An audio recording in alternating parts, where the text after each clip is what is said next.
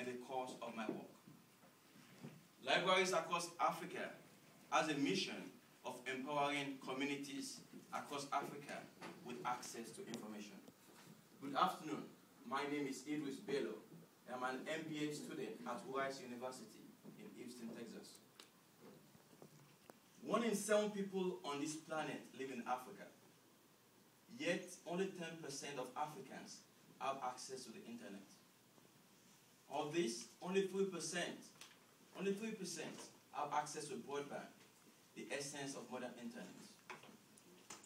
Libraries across Africa seek to combine sustainable building solutions with innovative information technology to enhance lives and empower communities across Africa through the creation of a fully enabling environment. Our libraries consist of 3 parts. The first component is the anchor, which is supplied by the community and provides study space, holds physical collections, and ensures community buy-in. The second component is the e-hub, which is essentially a modified shipping container, equipped with technological and broadband access to digital resources. And it is fully functional from the moment it arrives on site. It also offers on-demand book printing with access to over 4 million book titles, thus eliminating the challenges faced in current book drives. The third component, the Agora, is a shared community space with Wi-Fi access and a public plaza for community engagement and social collaboration. Launched in 2010 with seed funding from the World Bank Institute, we have progressed from a concept to production-ready design, and we're currently seeking funding and partnerships to deploy and build our first pilot in Accra, Ghana in early 2012. Each library is designed to be financially sustainable with over 7 identified streams of revenue, with the proceeds going towards supporting the library and also developing the community. With a highly skilled and diverse team in the US and Africa, an experienced board of advisors, and strategic partnerships, Libraries Across Africa is ready to build our first library. Our potential impact can be seen in the story of William Kakamba of Malawi, popularly referred to as the boy who harnessed the wind. At age 14, working from rough plans he found in an old library book, William built an electricity-generating windmill from scrap and spare parts. The windmill he built powered his house and eventually his community. Today, he is a student at Dartmouth in New Hampshire. It was his ability to access locally relevant information that allowed him to realize the full importance, the full potential of the resources around him. With your support, libraries across Africa will empower millions of other Williams on the continent with the tools they need to solve their own local challenges. Visit librariesacrossafrica.org to find out how you can help. Thank you.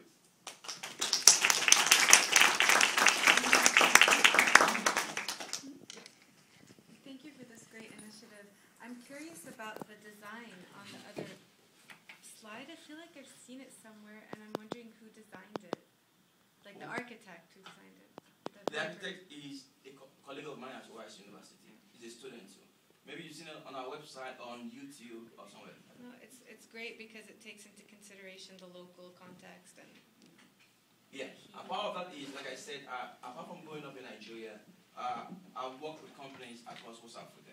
And when NGOs, when foundations, with all the good intent they have, come in and donate to the community, there's no sense of ownership.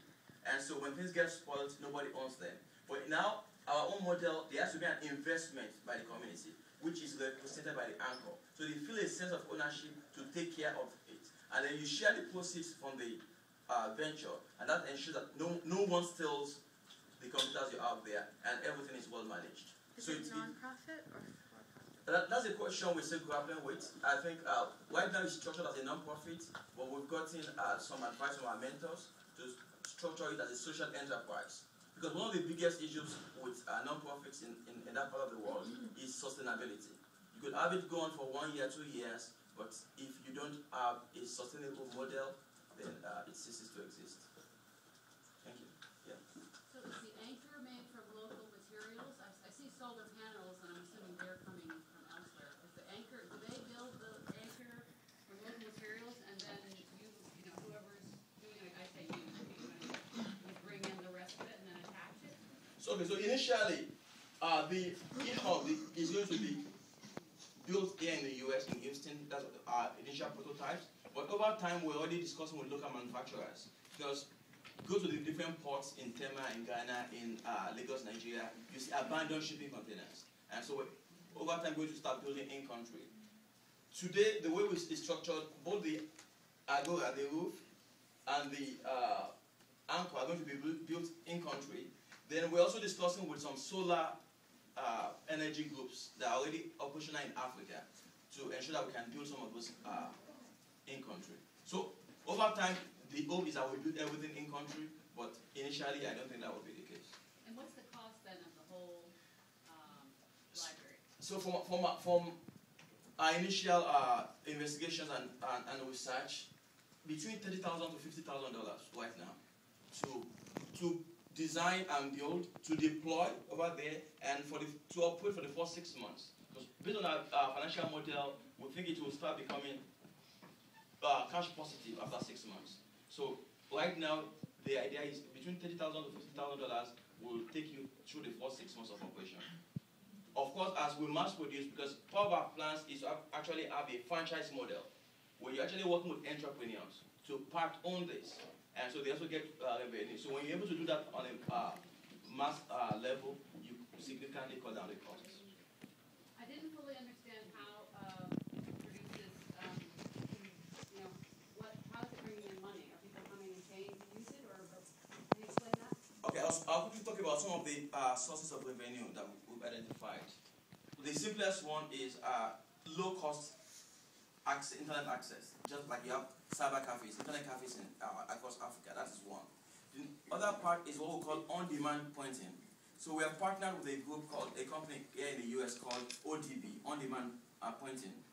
On-demand books. And they have the hardware, the on-demand printer, that you could have it sitting down in our e-hub there in Ghana, and you will choose your titles, and you print out the book. It spits out the book. It's actually called an ATM for books. Just as if you had just ordered a book from Amazon. But it takes out all the logistical challenges, all the shipping challenges, and also it's books locally relevant.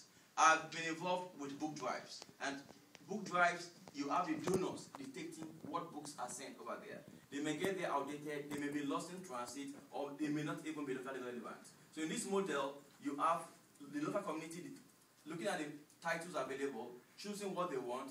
You could have donors paying for it, but then it's printed out there at very cheap cost. So that's one of the revenue models. We're also looking at testing. So I took my GMAT in Nigeria a couple of years ago. There are only 2 centers for GMAT testing in Nigeria, a country with a population of 150 million people. So we're looking at having these places serve as testing centers for TOEFL, for GMAT. You could also have training go on in there.